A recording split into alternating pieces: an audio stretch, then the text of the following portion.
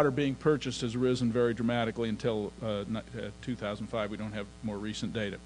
The point here is that when we link through the market the price that people pay for the environmental services they want, we can make things happen. Take a look at, I call this marketing brucellosis. Hank Fisher, as some of you may know, worked with Defenders of Wildlife, now with the National Wildlife Federation. Hank Fisher understands this nexus better than any environmentalist I know. Hank Fisher is working with the National Wildlife Federation to try to get some cattle, some livestock, cattle and sheep both, out of harm's way when it comes to brucellosis, when it comes to wolf, and it comes to grizzly bears. And he's doing it on a willing buyer, willing seller basis. I believe Hank told me the other day that he has now roughly 500,000 acres around Yellowstone Park that he has moved or changed the grazing on. And once again, that may not fit your perspective of Montana as the treasure state, but it is a way that Hank Fisher is trying to balance the amenity production with commodity production without saying you have to stop grazing, the No Moo in '92 slogan that was chanted when Clinton took office. So there are some people who understand how we can balance the demands we have on Mother Nature. And that's what is key. How do we make commodity and amenity demands come together in a way that isn't conflictual, but rather is harmonious? We have a book that we just finished at PERC called Accounting for Mother Nature, and a much shorter version so you don't have to wade through all of that. A little booklet called Cows, Canoes, and Condos, blending the Old West and the New. What we at PERC believe can happen if you recognize private property rights to water, to land, and even to a certain extent to the habitat that our wildlife lives on. If we think about those as valuable assets that the farmer has, the rancher has, the landowner has, and we who want the amenities from these are willing to pay for those, we can find a more harmonious way of balancing these demands. Equally important, not only is it harmonious, but it allows for, a term I hate because it's so nebulous, it allows for sustainability. But to make sustainability understandable, it means profitability. Because if it ain't profitable, it isn't going to be there. I can never resist the quote from a good friend over by Big Timber who has a ranch, who said, referring to everything on his ranch, if it pays, it stays. That's sustainability, it's rancher wisdom, and it's what's necessary if we want to blend and balance these demands on Mother Nature. We have to find ways to recognize the value of private property owners, the value that private property owners have in their resources, land, water, air, and so on. And we need to find ways of rewarding the private property owners who actually are key to the stewardship necessary for all of us to have that clean and healthful environment. My wife Monica and I were down on a ranch near Roundup this weekend hunting, and Toby asked me as we were chit-chatting over a beer, how did a professor ever come to think like you think? And I said, well, I can almost pinpoint the date. I'd been in graduate school. This was after going to the University of Montana. I didn't come out of there thinking this way. But I went to graduate school at the University of Washington, a farm club of the University of Chicago, Milton Friedman and the other wonderful people there. And it hit me like a ton of bricks early in my graduate career: incentives matter. And once I saw the world through that set of lenses, my whole perspective changed. If we can get the incentives right, we can change the behavior of people. The great conservationist Aldo Leopold knew this well. He believed you had to inculcate in people an environmental ethic. And I would submit there aren't very many Montanans who don't have that.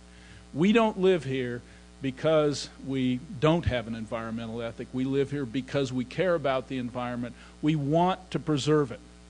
But we can't ignore how an ethic goes with the economics of maintaining that. Leopold knew that quite well. Somebody else doesn't quite get it. That's the quote that Governor Schweitzer gave to the New York Times when he asked the Department of Fish, Wildlife, and Parks to appeal the Mitchell Slough case. If you want to buy a big ranch and you want to have a river and you want privacy, don't buy in Montana. Now I ask you how well that is going to bring together a Leopoldian land ethic or environmental ethic with the kinds of incentives that are necessary. That view is not what we need. We need to recognize the value of the private stewards in this state who control the best habitat, the most water, the best trees, and the list goes on. Find ways to reward them. Find ways to make the environment an asset.